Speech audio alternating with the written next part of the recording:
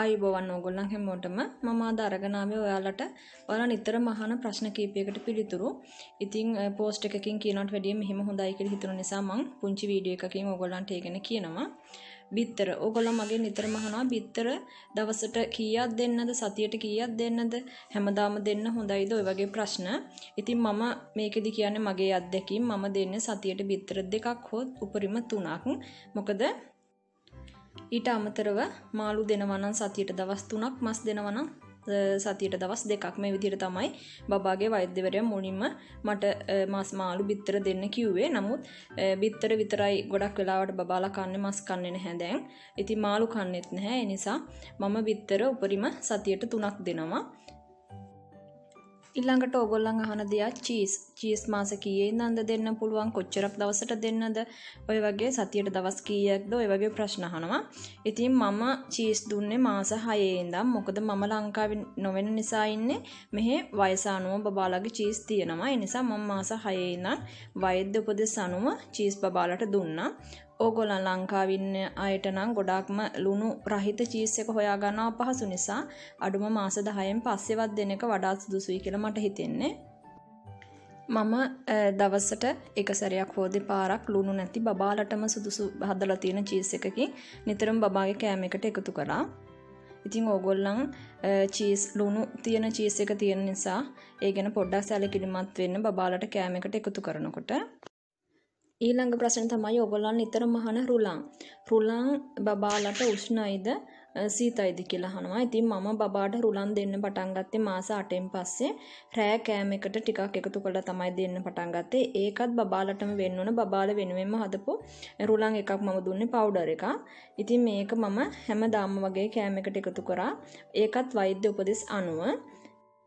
මට රුලම් බබාලා දෙන්නගෙන් එක්කෙනෙකුටවත් සීත කියලාවත් උෂ්ණයි කියලාවත් එහෙම ප්‍රශ්නයක් ඇවිල්ලා නැහැ. මම නිතරම දෙනවා රුලම්. ඉතින් ඕගොල්ලන් බබාට දීලම බලන්න ඒක බබාට කොයි විදිහටද ගැලපෙන්නේ කියලා. ඊළඟ ප්‍රශ්නේ තමයි ඕගොල්ලන් අහන ඔලිව් තෙල්. ඔලිව් තෙල් මම මාස 6 ඉඳන් ඒකත් දෙන්න පටන් ගත්තා. ඒකත් බබාලටම හැදුන ඔලිව් තෙල් එකක් තියෙනවා. මම ඒක මුල් මාස 6 දුන්නේ. ඊට පස්සේ මම සාමාන්‍ය ඔලිව් තෙල් එක දෙන්න පටන් ගත්තේ. ඉතින් ඔලිව් තෙල් එක ටිකක් ලංකාවේ මිල අධිකයි. ඒ වගේම ඔයගොල්ලන්ට හොයා ගන්නත් අපහසු නම් අපිට ඔලිව් තෙල් වලට වැඩිය අපේම තියෙන පොල් තෙල් ගෙදර හදාගෙන බබාලගේ කෑමට එකතු කරන්න පුළුවන්. ඊළඟට ඔයගොල්ලන් නිතරම මගෙන් අහලා තිබුණා මම දෙන හාල් එක බාස්මති හාල් එක දෙන්න හොඳයිද කියලා. ඉතින් මම බබාලට බත් දෙන්නේ සතියට දවස් 2ක් වගේ. ඉතින් ඒ වෙලාවේදී මට දේශීය හාල් නැහැ හොයා ගන්න. ඉතින් මම දෙන්නේ මෙහි තියෙන හාල් වර්ගයක් එහෙම නැත්නම් බාස්මති හාල් එක. ඉතින් ඕගොල්ලන්ට මම නිතරම බත් එක අරන් එන්නේ බාස්මති හාල් එකෙන් හදලා. මොකද ඕගොල්ලන්ටත් හොයාගන්න පුළුවන් දෙයක් නිසා. ලංකාවේ ඉන්න අම්මලාට හොයාගන්න පහසු නිසා අපේ දේශීය හාල් වඩාත්ම සුදුසුයි බබාලට. ඊළඟට ලුණු සහ සීනි.